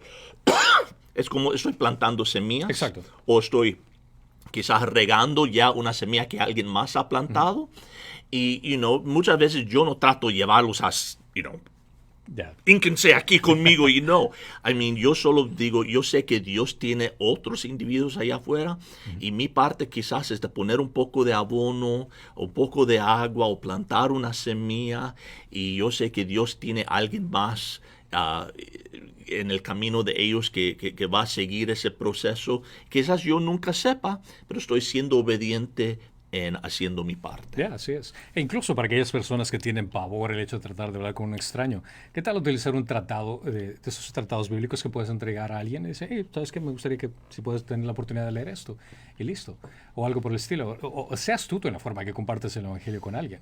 Recuerdo una ocasión que estaba en un hospital en la sala de espera, y estamos en la sala de emergencia y estaba con mi esposa, y yo le prediqué el evangelio a mi esposa porque había una persona que estaba sentada al lado de ella con otra persona que estaba atendiendo nuestra conversación. Y digo, bueno, si está metida, voy a compartir algo más interesante entonces. Interesantemente, la señora escuchó todo, escuchó el evangelio y puso atención. Entonces, sea astuto como serpiente y dócil como paloma. Utiliza cualquier forma en la cual sea apropiada que puedas compartir el evangelio con familiares, amigos, extraños. Y pídele a Dios que te guíe, que te dé sabiduría en el proceso.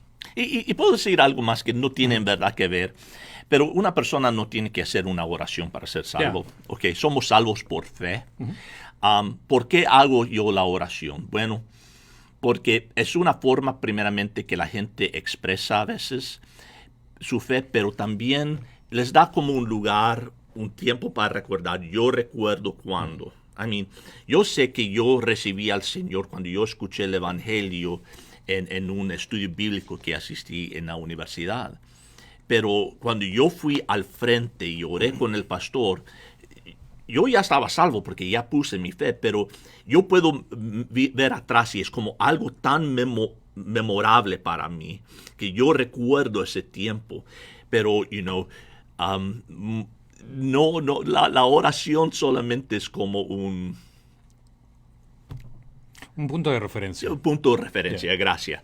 Pero no crea que, y tienen que decir esas Estas palabras palabras, exactamente y todo lo demás. No, Yeah. I mean, solamente es como un punto de referencia para ellos. Ya, porque incluso a mí me ha pasado que en misiones me he topado con gente que está dispuesta a recibir a Cristo y le digo, ok, pídele tú.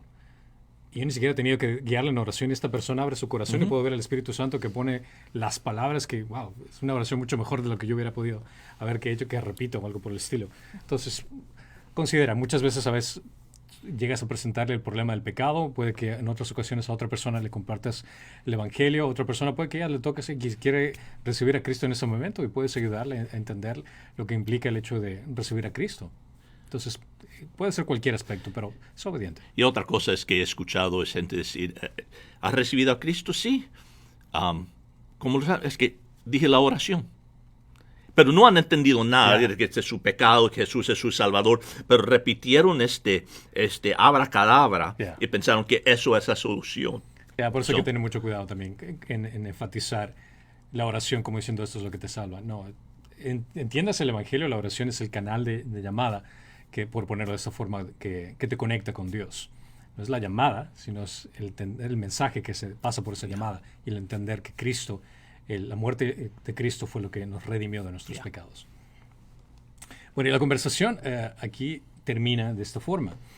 Dice, y esta persona habló acerca de que ella a veces se enoja y grita a María y a Jesús y le reclama y le deja de hablar por mucho tiempo y que ella está segura de que le perdonan siempre porque lo aman. Ella tiene una perspectiva muy interesante a su conveniencia de Jesús y María en este sentido. También creen en Buda, cree que cualquier religión está Dios y le puede hacer que una persona cambie, y la Biblia que usan las religiones diferentes, o sea, los libros doctrinales de otras religiones, también dicen la verdad. Así que no te pienses que solo tú tienes la verdad. Entonces aquí viene a ser la pregunta viene a ser, ¿todas las religiones son iguales? Bueno, vas a escuchar eso mucho, que gente va a decir, bueno, todas las religiones son iguales, y en verdad es una de las cosas más ignorantes que decir. Obviamente ellos no han leído, estudiado nada, porque todas las religiones se contradicen del uno al otro. Por ejemplo, los judíos dicen que hay un solo Dios. Los hindúes tienen millones de dioses. Los budistas dicen que cuando morimos seremos reencarnados. El Islam dice que naces y mueres una sola vez. Pues aún en mirarlo superficialmente, uno puede llegar al entendimiento que no todas las religiones son iguales. Todos son muy distintos y tienen diferentes creencias y diferentes instrucciones de cómo uno puede llegar al cielo. Pues cuando alguien dice que todas las religiones son iguales, lo que yo trato de siempre llevarlos es a lo que distingue el cristianismo de todas las demás religiones. Y eso es Cristo y su resurrección. Eso es el punto principal. Y de tratar de llevarlos a ese punto, porque Jesús dijo, yo soy el camino. Él no dijo, yo soy un camino. Él no dijo que yo te mostraré, te señalaré el camino. Él dijo, yo soy el camino. Y, esto fue la declaración de Jesús. Ahora, si Él dice que Él es el camino al Padre, entonces podemos tomar su palabra y creer eso o no. Bueno, ¿cómo sabemos? Bueno, todo llega. Jesús dijo a un grupo que les pedía que le hiciera algunos milagros. Él dijo, yo no voy a hacer ningún otro señal, menos el señal de Jonás el profeta. El profeta dijo. Dijo, de la misma manera que él estuvo en el vientre de la ballena 3 días y 3 noches, así estará el Hijo de Dios en el corazón de la tierra. O sea, Jesús dijo la veracidad de que yo soy quien yo soy y que yo puedo hacer lo que yo puedo hacer. Todo se va a basar en esto. Si yo resucito de la muerte o no. Y eso va a ser el sumo señal que va a determinar que mis palabras y que quién soy demuestra si es veraz o no. Pues yo siempre cuando gente habla acerca de todas las religiones siendo iguales, les presento lo que Jesús dijo y entonces les muestro, dice, bueno, tenemos que determinar si Jesús en verdad resucitó o no. Y entonces, y hemos hecho esto en otros programas y no voy a tomar todo el tiempo para hacerlo hoy, pero trato de ayudarlos a examinarlo lógicamente de que si Jesús resucitó o no. Y si Él no resucitó, entonces ¿qué sucedió? Y alguna gente dice, bueno, Jesús en verdad no resucitó, sino que fue algo que inventaron los discípulos. Ellos robaron el cuerpo y entonces dijeron, Él resucitó, y empezaron toda esta religión. Y yo trato de ayudarles a ver, bueno, eso no tiene sentido. Primeramente, estos discípulos estaban escondidos en un aposento alto, estaban temerosos por su vida después de la crucifixión de Jesús. El cuerpo de Jesús fue llevado, enterrado, y entonces pusieron toda una guardia, que es un número de soldados romanos a cuidar la tumba, porque habían escuchado que él hablaba de la resurrección y no querían que robaran el cuerpo. Y la lógica dice que esos discípulos temerosos, los que corrieron cuando vinieron a arrestar a Jesús y lo abandonaron en el huerto de Getsemaní, que estos discípulos tuvieron el valor de ir a la tumba y de sacar a Jesús de la tumba mientras los soldados estaban ahí cuidándolo, y que ninguno de los soldados lo vio ni nada, y que pudieron robar el cuerpo y decir, Jesús ha resucitado. No tiene sentido. Bueno, otros dicen, quizás no lo robaron los discípulos, quizás Jesús en verdad nunca murió, sino que se desmayó con la pérdida de sangre, con todo el abuso que él sufrió, que él no murió, sino que cayó como en un coma ahí en la cruz. Pensaron que estaba muerto, lo enterraron y que él se recuperó en la tumba y por eso salió. ¿De veras? Él se desveló toda la noche anterior porque estaba siendo llevado de un juzgado a otro juzgado y tras otro. Fue latigado 39 veces con un látigo que estaba, las puntas estaban cubiertos con pedazos de vidrio y de hueso, pues arrancando pedazos de la carne de su espalda.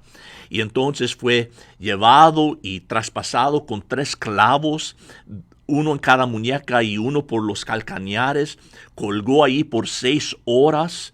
Lo traspasaron con una lanza al lado de él. Lo pusieron en una tumba y sin cuidado médico se recuperó. Eso es un milagro, ¿ok? Y después pudo mover una piedra que tapaba la tumba, que pesaba 1,5 toneladas, con esos manos recientemente traspasados de clavos, y decir, he resucitado. No tiene lógica. Sí. Y el punto es que cada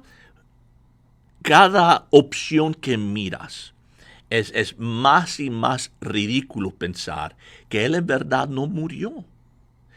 Tienes que llegar a la conclusión, él murió y resucitó, es lo que tiene más sentido. Y viendo eso, que Jesús resucitó, hizo lo que ningún hombre ha podido hacer, cumplió su palabra, y él dice, eso será el señal, que yo soy quien digo que soy y que yo puedo hacer lo que yo he dicho que puedo hacer. Y eso es perdonar al hombre del pecado. Podemos nosotros entonces demostrar, ningún otro ha hecho eso. Confucio no lo hizo, Buda no lo hizo, Mohamed no lo hizo, José Smith no lo ha hecho, solamente Cristo ha hecho eso, morir por los pecados del mundo y resucitar al tercer día. Y de ayudarles a ver lo que distingue el cristianismo de los demás. Y otra cosa es de ver es que todas las otras religiones, y yo diría que el cristianismo no es una religión, ¿ok? Porque la religión es como el hombre. ¿Qué tiene que hacer el hombre para alcanzar a Dios, alcanzar el cielo? Y todos los fes tienen reglas, tienen ritos, tienen tradiciones, tienen cosas que dicen, al hacer esto tú puedes llegar al cielo o quizás llegues al cielo, you know. El cristianismo es el único que dice no hay nada que puedes hacer porque Cristo lo hizo por ti. Y lo único que tienes que hacer y puedes hacer es creer lo que Él hizo, lo hizo de tu parte y que Él te puede salvar. Y eso es lo que distingue el cristianismo de todas las demás religiones. Pues otra vez, cualquier persona que dice, todos son iguales, están hablando en ignorancia. No creo que han tomado ni siquiera 5 minutos para ir a Wikipedia para averiguar qué es lo que las religiones creen, porque son completamente distintas y el cristianismo se destaca de todos los demás porque es el único que dice que no es por obras, sino solamente por la fe. Y en comparación de cada una de las religiones, al analizar los libros doctrinales que tiene cada religión, te vas a dar cuenta que son fundamentalmente diferentes. O sea, como tú le dices, aquella persona que dice que todas las religiones son iguales solo está demostrando su ignorancia en todas las religiones. Porque incluso solo analizar cierto punto, quién es Jesucristo en cada una de las religiones, vas a obtener respuestas totalmente diferentes. Totalmente diferentes. Y como lo mencionas, incluso si podemos recopilar todas las religiones poniéndolas en 2 categorías, existe todas en una sola categoría, donde viene a ser el trabajo del hombre para poder complacer a Dios. Y todas las religiones entran en esa categoría.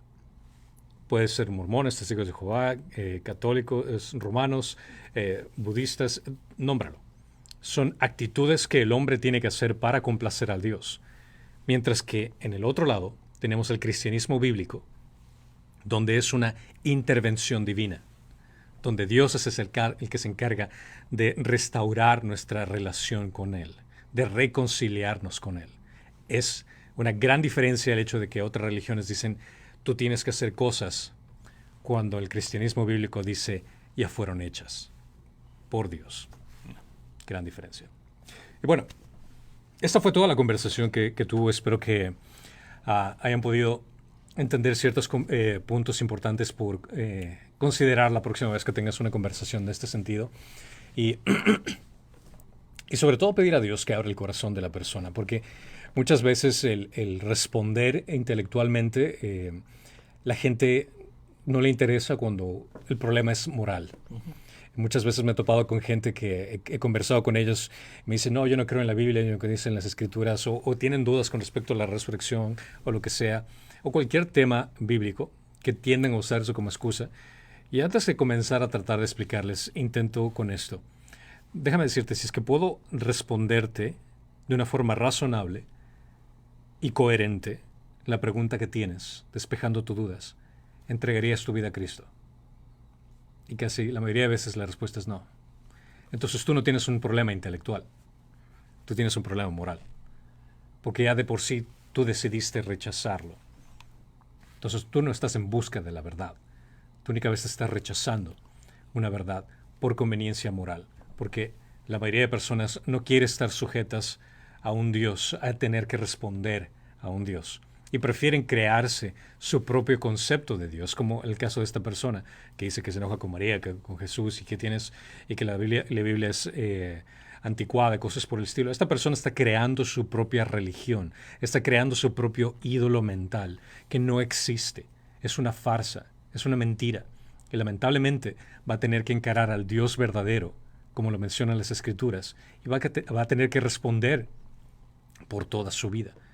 Pero Seguiremos orando para que esta persona pueda ser transformada mientras tenga aliento de vida, pueda entender la verdad que se encuentra únicamente en las Escrituras y que todo tiene un fundamento, todo tiene una lógica por medio de la palabra de Dios. Y no de sentir que uno falló, de que Claro. no pude contestar, no pude dar las respuestas adecuadas y de alguna manera sientes que has fallado. No tiene que ver, porque puedes dar las respuestas perfectas, pero si ellos de corazón en verdad no están queriendo aceptar las cosas de Dios, no va a importar. Yeah. Ellos no están buscando, ellos se quieren aferrar a lo que creen. Y aun siendo la persona más elocuente, más persuasivo, con las respuestas y recitar todo el Nuevo Testamento a ellos, eso no va a cambiar.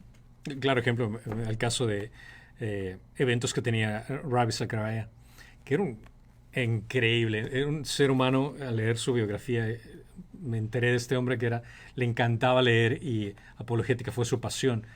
Y él se enfocó en llevar la apologética a gente pensadora, a intelectuales, a académicos, a profesionales, a doctores con PhD. Y aún así se topaba con ciertas personas que él le aclaraba la pregunta, le daba respuestas de toda perspectiva y la gente no estaba interesada. Cuando yo escuchaba las respuestas que él daba, así como que, excelente, ¿cómo la gente no puede responder inmediatamente a eso? Pero nuevamente, no es cuestión intelectual, es cuestión moral. Entonces no te sientas mal cuando tengas una oportunidad de compartir el Evangelio con alguien y esa persona lo rechaza. No te está rechazando a ti, está rechazando a Dios. Con todo, nuestro trabajo es mejorar en la forma como presentamos el Evangelio, ser buenos mensajeros y dejar todo el resultado de Dios. Eso es todo. Yo creo que una de las cosas más importantes en el evangelismo es el demostrar el amor. Ya. Yo estaba viendo recientemente, es un video viejo, pero ¿sabes quién es Penn and Teller? Sí. Son unos magos. Bueno, el alto, Yeah. él es un ateo rematado. Yeah.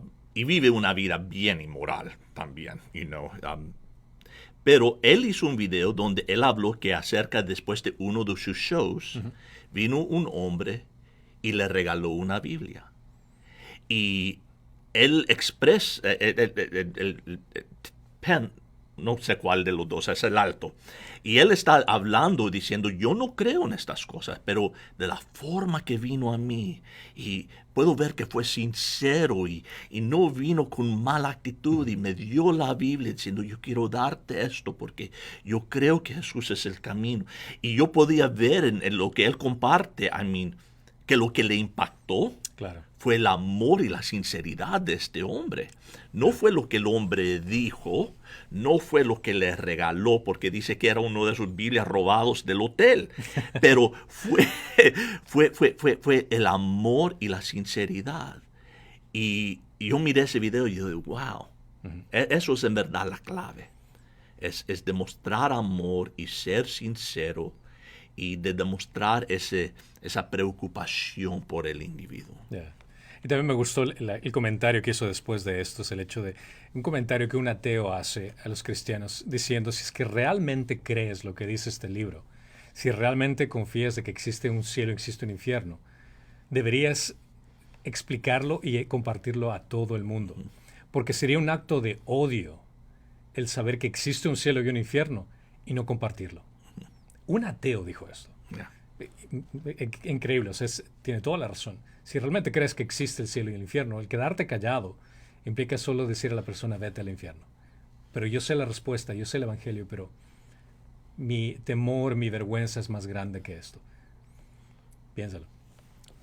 Bueno, creo que eso es todo que tenemos para hoy en la noche, que terminamos en 1 hora 48 minutos. ¡El récord! Yes. Y vamos a llegar a las 2 horas, pero bueno, ni modo. Esperamos verlos con el favor de Dios para la próxima semana y esperamos que tengamos buenas noticias para ustedes. Con todo, cuídense mucho, que Dios les bendiga y sigan enviando sus preguntas y estaremos encantados de responderlas.